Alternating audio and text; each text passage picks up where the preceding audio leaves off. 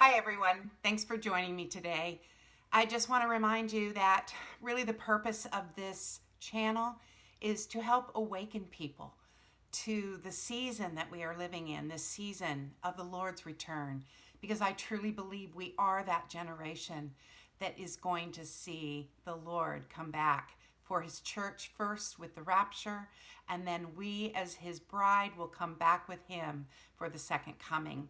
So I hope to help awaken you to this season and also to some parts of the Bible that I believe are significant to these end of days.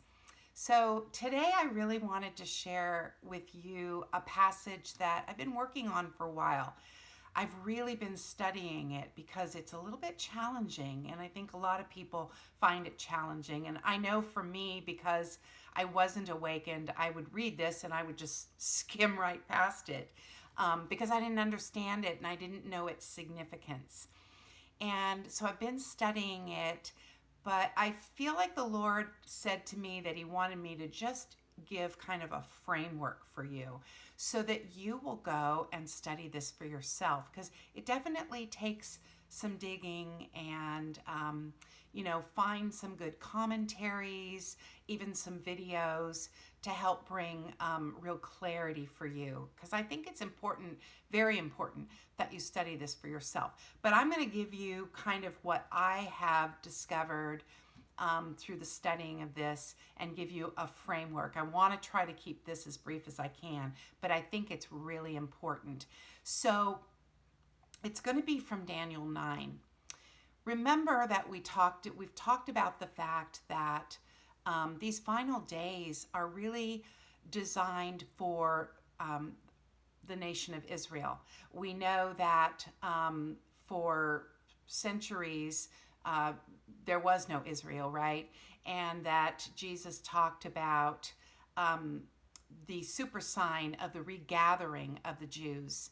He talked about the fig tree generation being that generation that sees Israel come back into as a nation again, and that happened in 1948. And so that reminds us that really these end times are really about the Jews, and we are going to be taken, the bride is going to be taken before the tribulation. So Daniel really speaks to that, and how there was a very specific timetable given to Daniel for these end of days. So I'm going to read in Daniel 9, and I'm going to start in verse 21. I am reading from the NIV because it's the one that I'm the most familiar with. Just so you know, I bounce back and forth between translations and I study from different translations. So I'm just most familiar with NIV. But we're going to be talking about the 77s of Daniel. In other translations, he will say the 70 weeks. It's the same thing, and it's widely known to mean the seven, or the week, is a set of 7 years. You know, just like we would say a decade would be a set of 10 years. Well, a seven, or a weeks in some translations, means a set of 7 years. So hopefully it will make more sense as I get going. So I'm going to go back to verse 21. So Daniel was praying and he was asking God's forgiveness because Israel had turned from God and been rebellious, and he was asking for mercy for his people. So in verse 21, it says, "While I was still in prayer, Gabriel," the great angel Gabriel, "the man I had seen in the earlier vision, came to me in swift flight about the time of the evening sacrifice. He instructed me and said, 'Daniel, I have now come to give you insight and understanding. As soon as you began to pray, an answer was given, which I have come to tell you, for you are highly esteemed.'" So as soon as Daniel began praying, God sent for Gabriel and sent him with a message. "Therefore, consider the message and understand the vision." It's going to be very important. So it goes on in verse 24. 70 sevens, so that's 70 groups of 7 years, are decreed for your people and your holy city. So I want to stop there. Who is it decreed for? It's decreed for Daniel's people and his holy city. So that's the nation of Israel and the city of Jerusalem. Okay, this is the purpose of these 70 sevens: to finish transgression, to put an end to sin, to atone for wickedness, to bring in everlasting righteousness, to seal up vision and prophecy, and to anoint the most holy. Now, if you think about it, remember he's talking to the Jews. If we look at that, none of that has happened yet, right? Because all of those things, finishing transgression, putting an end to sin, having atonement for the wickedness, and bringing everlasting righteousness, we need Jesus for that, right? And Jesus had not yet come. So all of these things we know are in the future, but we know they will fit somewhere in that 70 weeks. So let's go on. Know and understand this. So verse 25. Know and understand this. From the issuing of the decree to restore and rebuild Jerusalem until the anointed one, the ruler, that's Jesus, comes, there will be 7 sevens and 62 sevens. So he divides that up. It's going to be a total of 69 sevens, this first group. And he splits it between 7 sevens and 62 sevens, which adds up to 69.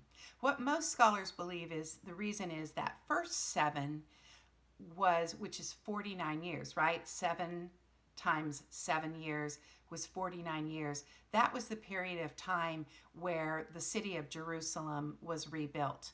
And then at the end of the 62 sevens, the final 62 sevens, is when Jesus returned. So let me read that again. From the issuing of the decree to restore and rebuild Jerusalem until the anointed one, the ruler, comes, there will be 7 sevens and 62 sevens. It will be rebuilt with streets and a trench, but in times of trouble. Okay, so we know that within that first 69 weeks that the city of Jerusalem was rebuilt and Jesus that was to come for the first time. Now, this is really amazing. You know, they have done the math on this. The issuing of the decree to rebuild Jerusalem, that's spoken of in Nehemiah. And they can actually take that passage in Nehemiah and pinpoint the date.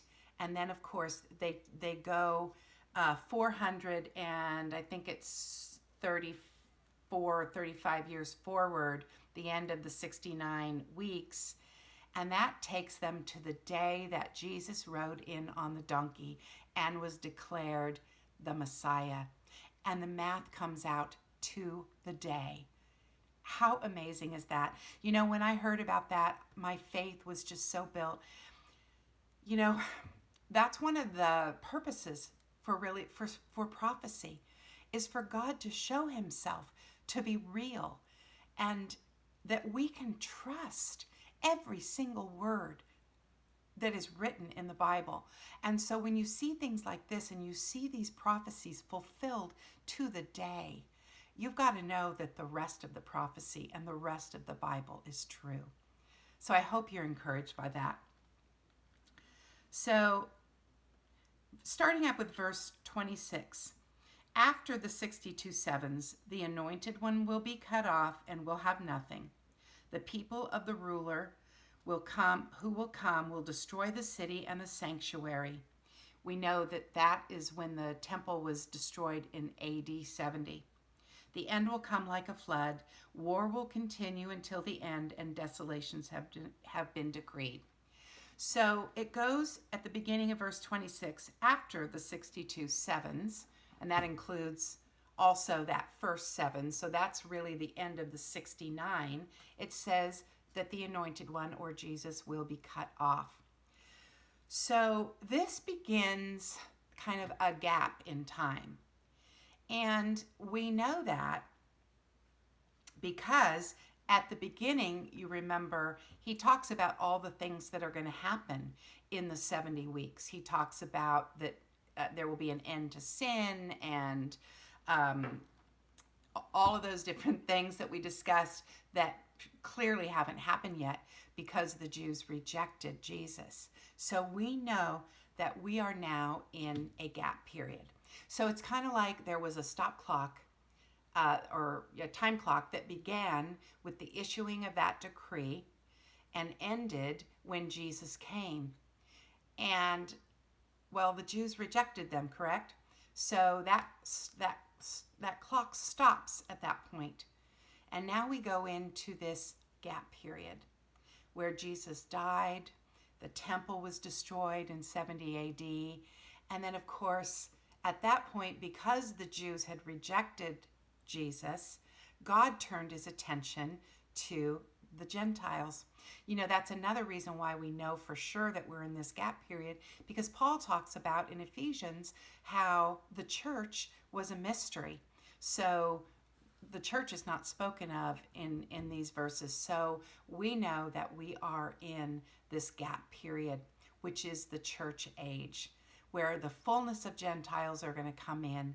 And at the end of that time, Jesus is going to come in the rapture, and he's going to take his church, his bride. He's going to take us up to be where he is.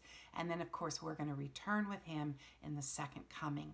But in the meantime, after he takes the church in the rapture, the time clock is going to start again, and God is going to put his attention back on the Jews. And this is where we're going to pick up again in verse 27, where it says, he will confirm a covenant with many for 1/7. This is the final 7 of the 77s. And who is he? That's the Antichrist. He is going to confirm a covenant with many. He's going to confirm a peace covenant with Israel. He will put an end to sacrifice and offering, and on the wing of the temple he will set up an abomination that causes desolation until the end that is decreed is poured out on him. So this is what we're talking about. This is the tribulation period. And we know that that the Antichrist is going to put an end to at the midpoint of the tribulation period. The Antichrist is going to put an end to sacrifice, which, you know, the Jews are doing their thing in the temple. That's what they're supposed to be doing. And the Antichrist is going to put an end to that. And then it tells about it in Revelation that he is going to set up an image of himself and require people to worship him. And the Jews are going to figure out that he is not the one, he is not the Messiah, and they're going to flee to the wilderness. God is going to protect them until the end. So it's just a remarkable passage, this passage in Daniel, that really gives the whole timetable for the Jews from the issuing of the decree all the way until the end, with that gap period between week 69 and 70. So I hope this gave you a place to start. I hope this gave you an understanding, a framework of understanding for this passage in Daniel 9. And it really, really shows that, you know, these end of days are really about Israel. And that's why we know we're not going to be around for this final last week, this last 7 years, because it's not about us. We've had our time in this church age. That last 7 years of tribulation is going to be for the Jews. And in the end, God wins, and he's going to bring in that final remnant of Jews, and they're going to claim him as Messiah. And then we can begin our eternity with Jesus, our Messiah. It's an exciting thing. I hope that you're encouraged by this. I hope you gives you a great place to go and study for yourself more, because it's exciting. Delve deep. And remember, Jesus is coming soon It's so important that we're out and we're telling people about him. We're spreading the good news. Whatever that looks like for you, ask God, what can I do? What can I do to get this message out? Because that's my other message. I want to awaken people to the season we're in, and I want to fire people up to get out and share the good news and be praying for the lost, and especially the people that mean something to you, the people that you know that are not yet believers, but they will be, because God is a great God. He's a God of mercy, and that's why hasn't come back yet, because he's waiting for the fullness of the Gentiles to come in. So that's enough for today. I love all of you. Thank you for listening. Be blessed today, and I'll see you next time.